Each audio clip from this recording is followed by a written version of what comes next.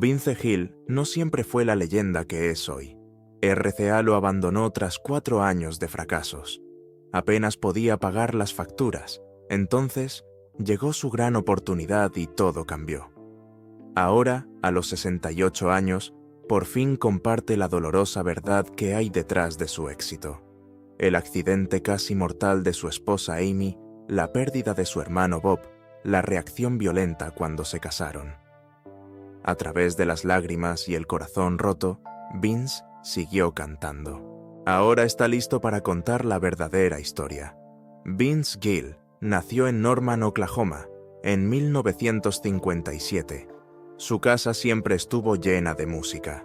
Su padre juez tocaba el banjo y la guitarra en las fiestas. Su madre cantaba y tocaba la armónica. Incluso la radio jugaba un papel importante. Vince creció escuchando el Grand Ole Opry y discos de rock con su familia.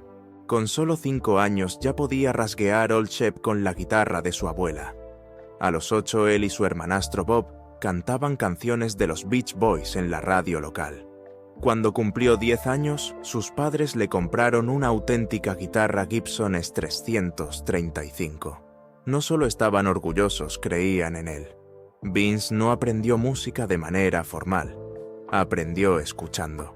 Llevó su guitarra a la escuela, tocó House of the Rising Sun para Show and Tell y asombró a sus compañeros.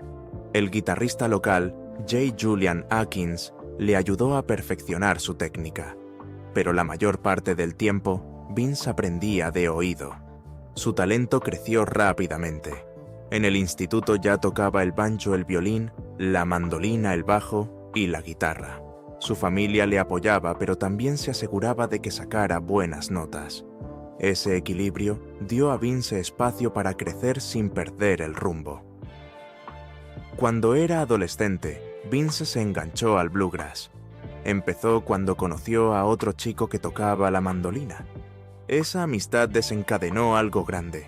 Vince se zambulló de cabeza en el bluegrass. En el instituto creó su primera banda seria, Mountain Smoke. Ellos construyeron un sólido seguimiento en torno a Oklahoma City. Él no solo tocaba un instrumento, lo tocaba todo.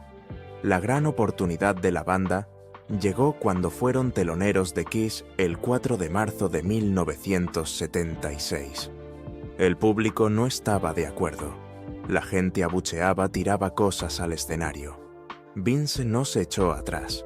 Les dio la espalda y abucheó a la multitud antes de marcharse enfadado. Fue salvaje, pero demostró lo serio que era para mantenerse fiel a sí mismo. También tenía otro gran amor, el golf. Estaba en el equipo del instituto y era bastante bueno. A sus padres les encantaba. Durante un tiempo estuvo dividido entre el golf y la música, pero después de graduarse en 1975, Vince tomó una decisión. Metió sus instrumentos en la furgoneta, cogió $200 que había ahorrado de sus actuaciones y condujo 700 millas hasta Louisville, Kentucky. Tenía solo 19 años. Aquella apuesta de $200 fue el principio de todo. Se unió a la Bluegrass Alliance como cantante y guitarrista. Fue un movimiento audaz. La universidad podría haber sido el camino fácil, especialmente para el hijo de un respetado juez. Pero Vince ni siquiera lo solicitó. Sabía dónde quería estar. La gente de su pueblo pensaba que estaba loco. Los amigos de su padre no podían creerlo. Pero Vince nunca se enfadó con sus padres. Lo criaron con disciplina, claro, pero también le dieron espacio para soñar. Ese apoyo importaba. Su hogar siempre había sido una mezcla de estructura y canción, y ahora estaba viviendo esa mezcla por su cuenta. Después de Kentucky, Vince se trasladó a California. Se unió a una banda llamada Boone Creek con Ricky Skaggs. Entonces, recibió una invitación que cambiaría su vida. La leyenda del violín, Byron Berlin, le pidió que se uniera a una nueva banda en Los Ángeles. Vince dijo que sí. Los Ángeles fue un shock. Dormía en sofás, compartía espacios reducidos y buscaba conciertos. Una noche un amigo le llevó a un club de música. Ese club se convirtió en su segundo hogar. Encontró una vieja casa en la playa y siguió yendo esperando una oportunidad para tocar. Su voz y su forma de tocar empezaron a llamar la atención. Vince siempre perseguía el sonido. Le encantaban los grandes instrumentos. Cuando tenía 10 años, sus padres le regalaron aquella Gibson S335. Más tarde compró una Martin D41, que se convirtió en parte de su identidad bluegrass.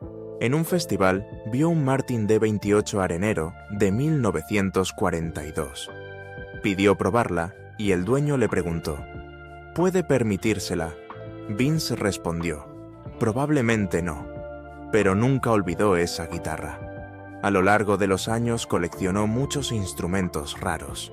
Lamentablemente, cuando Nashville se inundó en 2010, Vince perdió muchos de ellos. Guitarras vintage y amplificadores se fueron para siempre. Su vínculo con Byron Berlin no era solo musical. Berlin le llevó al corazón de los estudios de Los Ángeles. Trabajaba en bandas sonoras y en estudios, y ayudó a Vince a poner un pie en la puerta.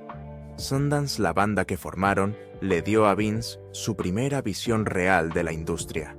Aprendió cómo funcionan las sesiones, cómo adaptarse, cómo mezclar diferentes géneros. Su tiempo en esa banda no duró mucho, pero no tenía por qué. Le dio las herramientas y los contactos que lanzarían el siguiente gran capítulo. Vince Gill nunca planeó formar parte de una banda de rock. En 1976, cuando un bajista de Pure Prairie League le ofreció un puesto, lo rechazó. «Nah, soy un grasser», dijo. Vince era todo bluegrass. Tocó con bandas como Bluegrass Alliance y Boone Creek, junto a tipos como Ricky Skaggs. Pero 2 años más tarde, en 1978, ocurrió algo inesperado. Un amigo le arrastró a una audición de guitarristas para Pure Prairie League. Ni siquiera estaba probando, pero después de tocar durante 4 horas seguidas, no querían a nadie más. Vince tenía solo 21. De repente estaba en la banda a la que una vez dijo que no. Eso lo cambió todo. La banda había sufrido un caos de formación desde que su cantante original abandonó el proyecto. Ahora necesitaban una nueva dirección. Era Vince. En menos de 4 años desde que dejó Oklahoma, este chico de bluegrass estaba al frente de un grupo nacional de rock. Fue un cambio salvaje. Pasó de tocar melodías acústicas a cantar canciones country rock delante de multitudes universitarias. Entonces llegó el gran momento. En 1980 lanzaron Let Me Love You Tonight. Vince sang Lee. David Sanborn tocó con sax y la canción explotó. Alcanzó el número 10 en la lista Billboard Hot 100, el número 1 en la lista de canciones contemporáneas para adultos, y aterrizó en la lista de fin de año de Billboard en el número 70. Aplastó su antiguo éxito, Amy. La banda nunca había sido tan grande, pero para Vince fue una extraña victoria. El éxito fue dulce, pero el sonido no encajaba con sus raíces. Le gustaba el country tradicional.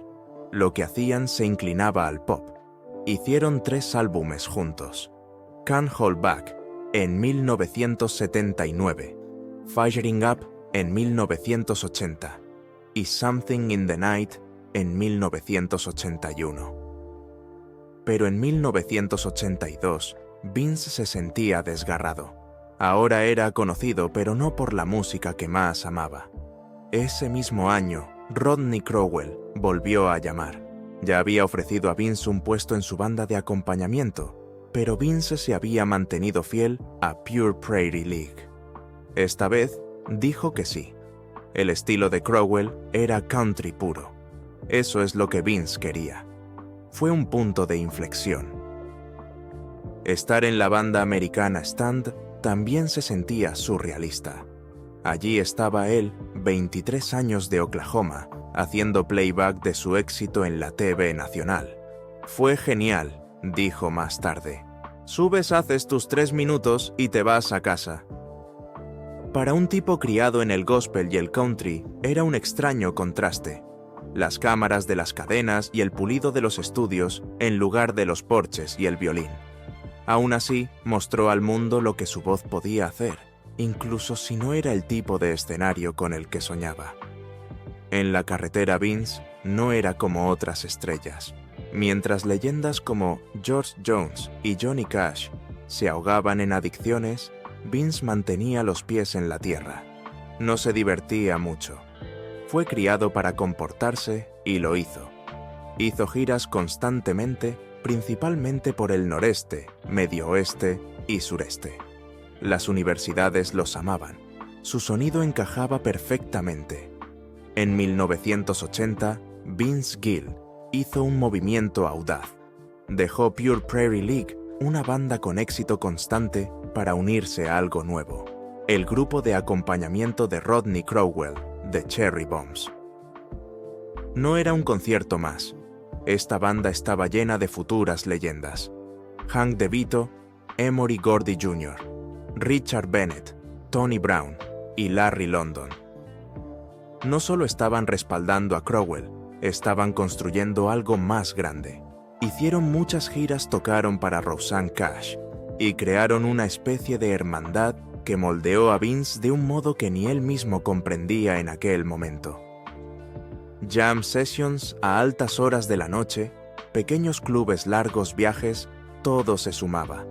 No eran solo actuaciones, eran lecciones. Y la gente que conoció allí, especialmente Tony Brown, volvería a su vida cuando todo lo demás parecía desmoronarse. Cuando Vince se lanzó en solitario, aterrizó en RCA. En 1984 salió su EP de debut, Turn Me Loose. Emory Gordy Jr. lo produjo. Su voz era fuerte, su guitarra funcionaba mejor que nunca, pero las canciones no subían. Víctima de las circunstancias de la vida, oh Carolina.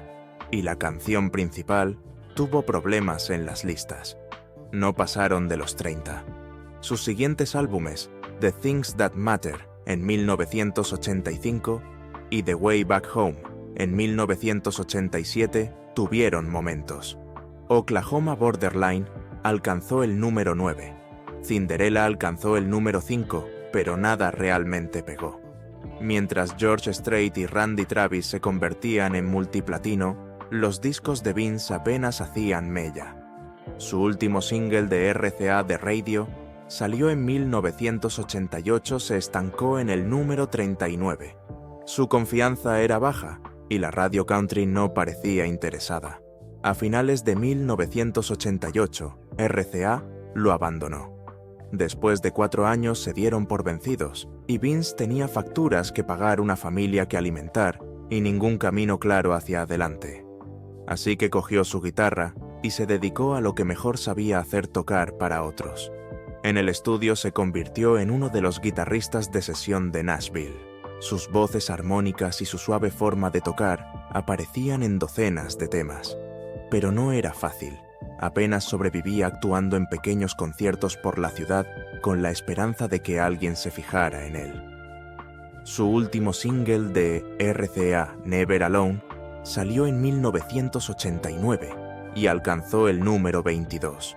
Una pequeña victoria, pero aún lejos de lo que necesitaba. Se sentía atascado, no sin talento, simplemente perdido.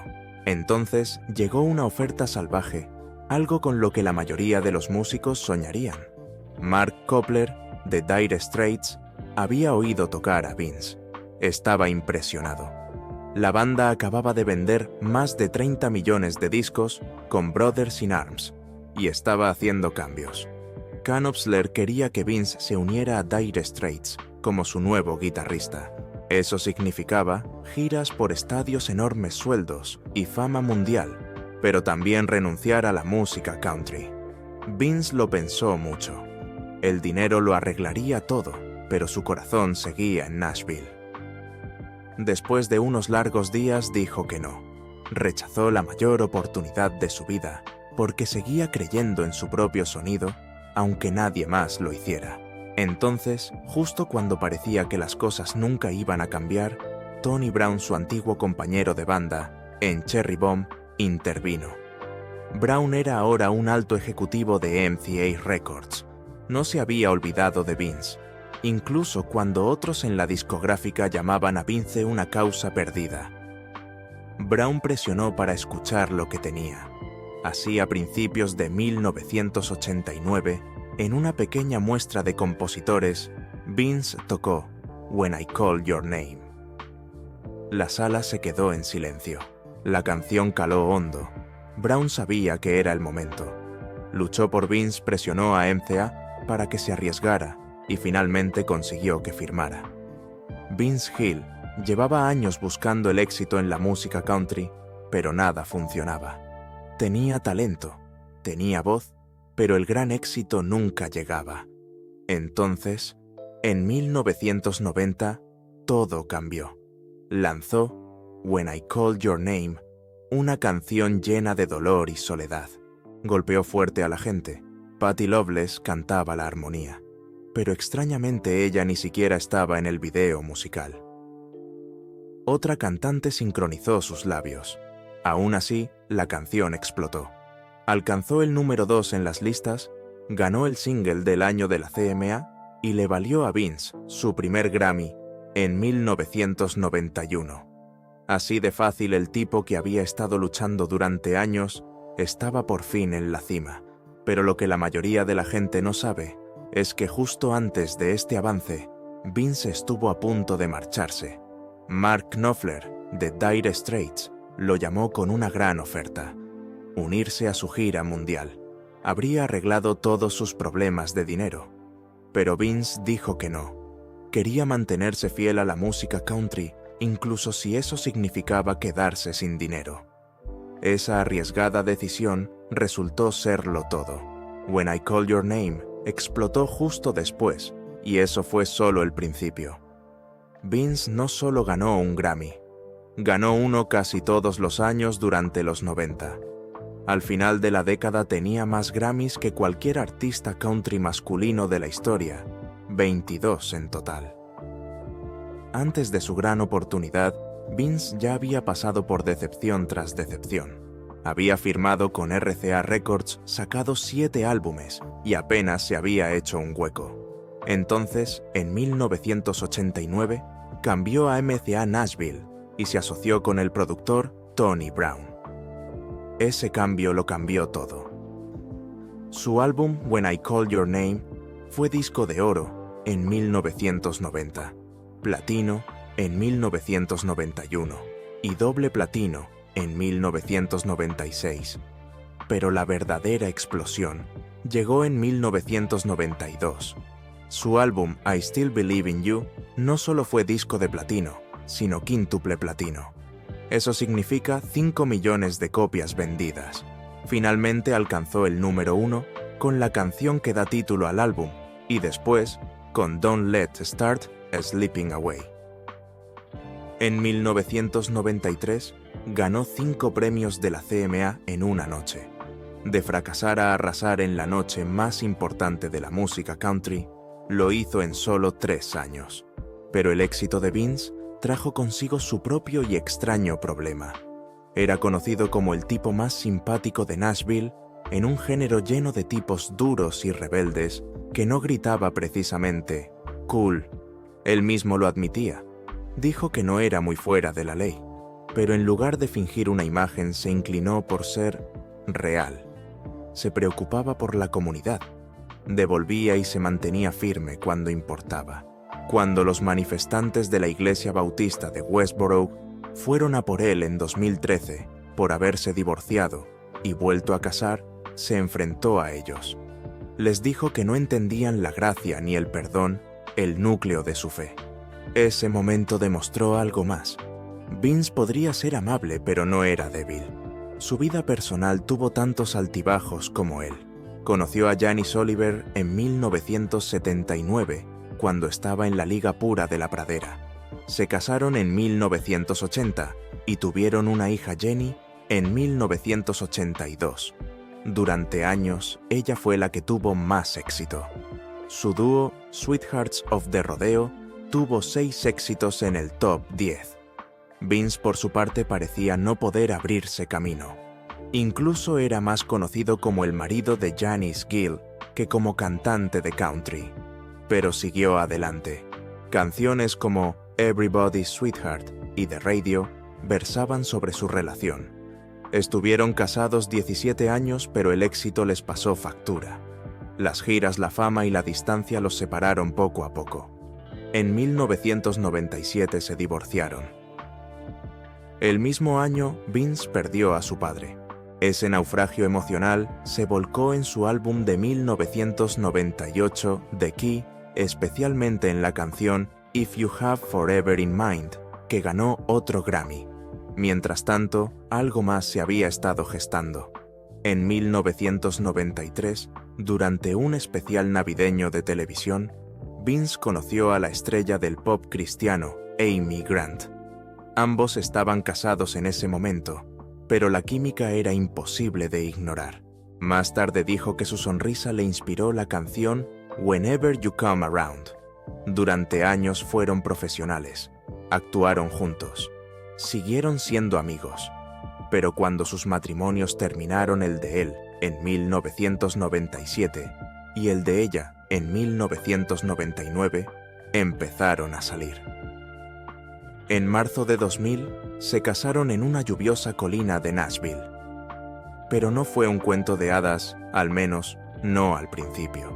La comunidad cristiana se volvió contra Amy. Las iglesias prohibieron su música. Las emisoras de radio dejaron de tocar sus canciones. La gente la llamó adúltera. Vince dijo que le dolía profundamente que la gente supusiera lo peor. Amy lo resumió perfectamente. Los cristianos son el único grupo que dispara a sus heridos, pero a pesar de todas las reacciones, permanecieron unidos, anclados en su fe y su amor. Una de las pérdidas más duras a las que tuvo que enfrentarse Vince se produjo en 1993, cuando su hermanastro mayor Bob murió de un ataque al corazón. Bob tenía daños cerebrales por un accidente de coche en 1968, pero ambos compartieron un vínculo temprano a través de la música. Vince había empezado a escribir una canción tras la muerte de Keith Whitley en 1989, pero tras la muerte de Bob, la terminó. El resultado fue Go Rest High on That Mountain. Lanzada en 1995, no encabezó las listas de éxitos, pero se convirtió en algo más. Se convirtió en la canción de los funerales. Ganó 2 Grammy y la canción del año de la CMA en 1996. Cuando Vince aceptó el premio, apenas podía hablar. Décadas después, en 2019, añadió un nuevo verso. Estás a salvo en casa, en los brazos de Jesús, ese lugar sagrado, en esa tierra sagrada. En 1996, Vince Gill dio un paso audaz que sacudió su relación con su discográfica. Lanzó High Lonesome Sound, con 2 versiones de la canción que da título al disco, una moderna y otra bluegrass puro, con Alison Krauss. Lo hizo para mostrar las 2 caras de quién era. La elección no fue fácil. Durante la grabación golpeó su guitarra con frustración porque los overdubs no sonaban bien. No perseguía éxitos, quería algo real. A la discográfica no le encantó, pero Gill no se echó atrás. Le dijo a su equipo, esto es lo que soy. Ese momento se convirtió en un punto de inflexión en cómo enfocó el resto de su carrera. Unos años después, invirtió $2 millones en construir un estudio personal en su casa de Nashville.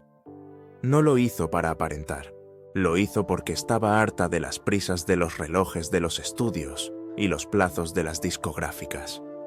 Dentro de aquel estudio, la luz del sol entraba a raudales por las ventanas, las guitarras se alineaban en las paredes, y Gill por fin se sentía libre. Algunas de esas guitarras llevaban años guardadas, ahora formaban parte de su vida cotidiana.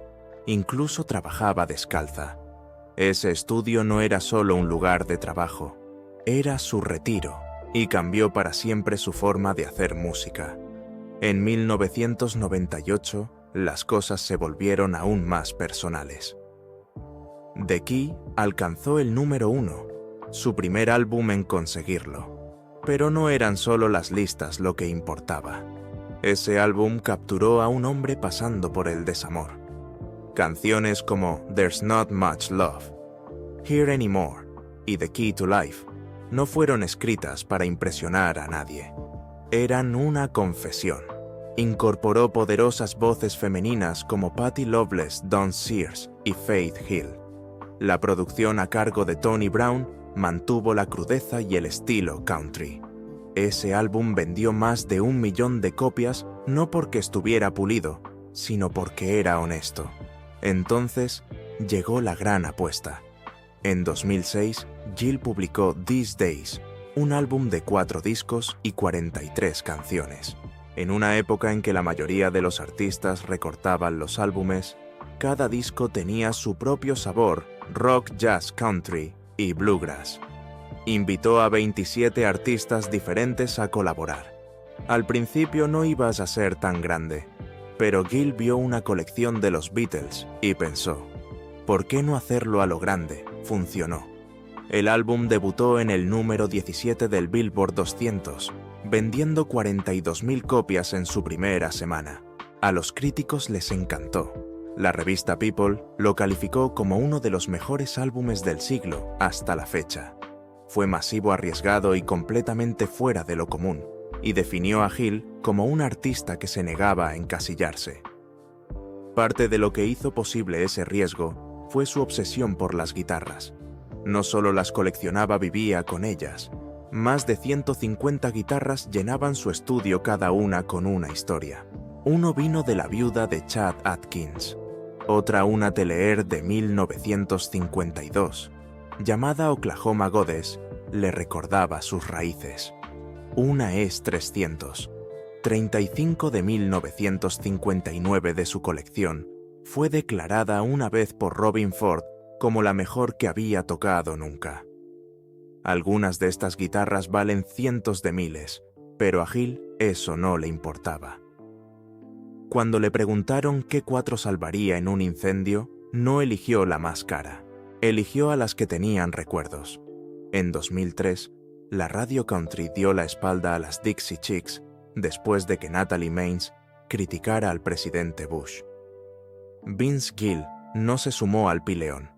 Cuando estalló la borrachera durante su nominación a los premios ACM, Gill la apagó.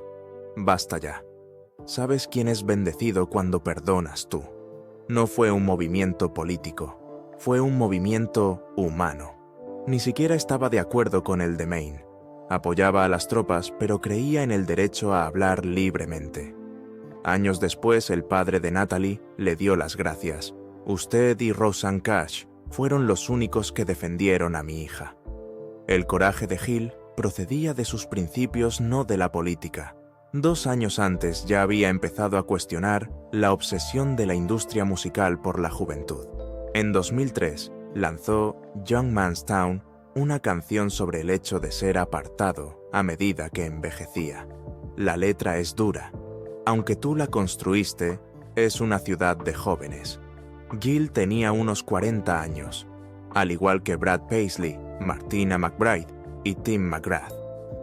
Pero la radio seguía adelante. En lugar de quejarse, cambió su juego.